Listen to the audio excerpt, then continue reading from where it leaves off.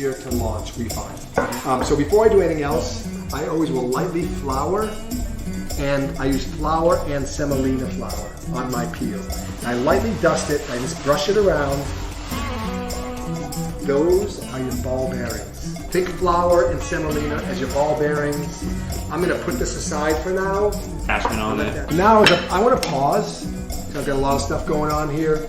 I want to give this thing a little shake again. It's getting a little heavier, get some more moisture. Look at that, my ball bearings are still working. So I'm confident that this thing's gonna go into the oven. Successfully. You see good here? So before I even open the oven up, I'm gonna give it a little jiggle.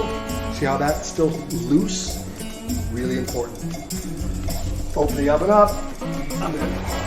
The back of the peel goes to the back of the steel. This is our Pizza Pro steel. And now I just shake. Look at this. Beautiful. Look at that. Boom. Timer.